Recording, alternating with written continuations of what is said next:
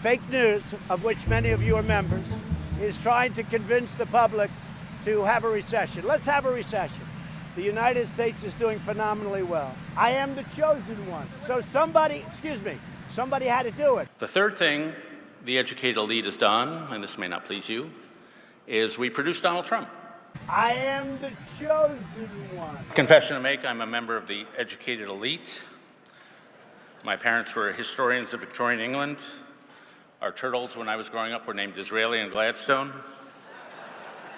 The culture in our home was think Yiddish, act British.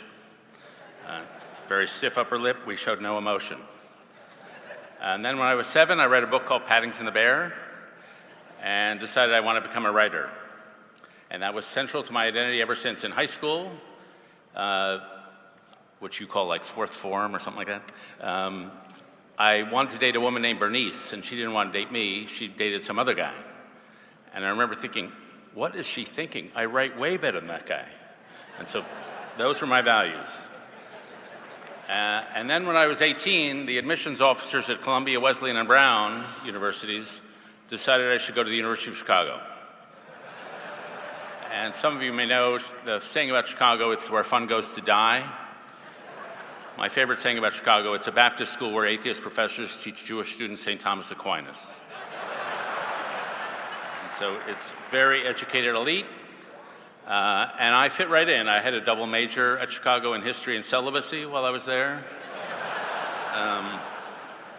And then after school, I got a job where an educated elite person should get a job. I was hired to be the conservative columnist of the New York Times, a job I likened to being the chief rabbi at Mecca. Not a lot of company there.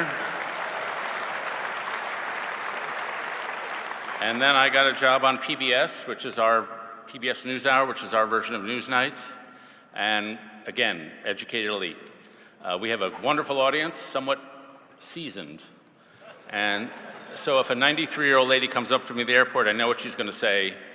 I don't watch your program, but my mother loves it. So we members of the educated elite did some good things. We created the internet brunch and mocktails. You're welcome. We did some bad things. We designed a meritocracy designed around the skills we ourselves possess and rigged the game so we succeeded and everybody else failed. By age 12, American children of affluent kids are 4 grade levels above everybody else. By university age, rich kids are 77 times more likely to go to university or to Ivy League university than kids from poor schools. In adulthood, 54% of the people at elite workplaces went to the same 34 elite colleges. So we ended up creating a caste system. People with high school degrees die 9 years sooner than people with college degrees. People with high school degrees are 5 times more likely to have kids out of wedlock. People with high school degrees are 2.4 times more likely to say they have no friends. So we created a caste system, even though we pretend to be egalitarian. But the worst things we did were not material. America has a very strong economy. The worst things we did were spiritual. We privatized morality and destroyed the moral order. George Marsden is a great historian who said, what gave Martin Luther King's rhetoric its power was the sense there's a moral order built into the universe. That if slavery is not wrong, nothing is wrong. If segregation is not wrong, nothing is wrong. We took that essential moral order that holds people together, and we decided it's up to you to find your own truth, find your own values. Back in 1955, a great American journalist named Walter Lippmann understood this was going to be a big problem. He said, if what is right and wrong depends on what each individual feels, then we are outside the bounds of civilization. And so, without a strong moral order, it's hard to have trust. It's hard to find your meaning in life. And so America, and I think Britain too, has become a sadder society. Rise in mental health, rise in suicide. 45% of high school students say they are persistently hopeless and despondent. Since 2000, the number of Americans without close personal friends is up by 4-fold. Since 2000, the number of people who say they are in the lowest happiness category is up by 50%. We've just become sadder. The third thing the educated elite has done, and this may not please you, is we produced Donald Trump. Some people think Donald Trump is a populist. Donald Trump and Elon Musk went to the University of Pennsylvania and Ivy League school and became billionaires. J.D. Vance went to Yale. Pete Hegseth went to Princeton and Yale. Stephen Miller went to Duke. Fox News types like Laura Ingraham went to Dartmouth. And they represent the educated elite. And the key factor of the educated elite is that they're not pro-conservative, they're anti-left. They don't have a positive vision, a conservative vision for society. They just want to destroy the institutions that the left now dominates. And this means, in the first place, they're astoundingly incompetent.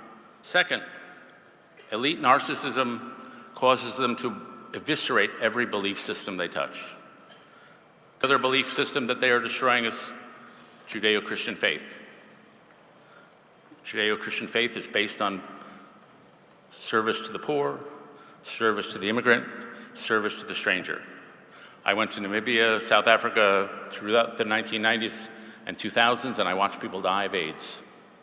Then I went back with my friend Mike Gerson, and I saw those 25 million lives saved. I saw people living lives of dignity.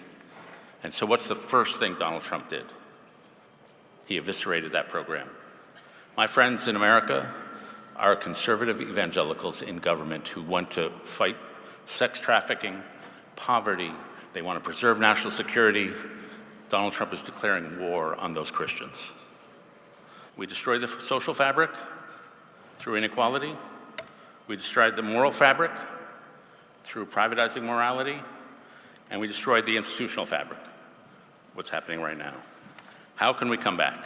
But the Christian faith, what was animating all of this rich aesthetic production was precisely a keen sense of God. And they told me again and again when I was there, the faith has been knocked out of the people by communism. That even the grandparents of young kids today don't have the faith. And what's happened, of course, is a tremendous drying up of the cultural aesthetic energies of the people. I'm not surprised. Unleash the human spirit, and you do it in relation to God. Don't believe the modern lie that somehow belief in God chains the spirit. The opposite is true. It's belief in God.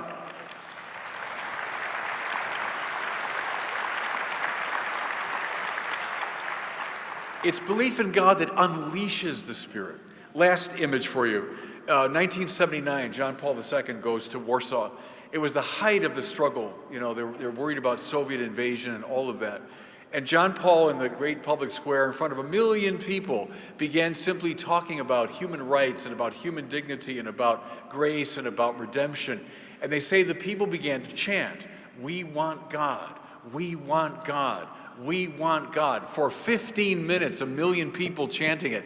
That's how the revolution that undermined the whole Soviet empire, that's how it began. So today,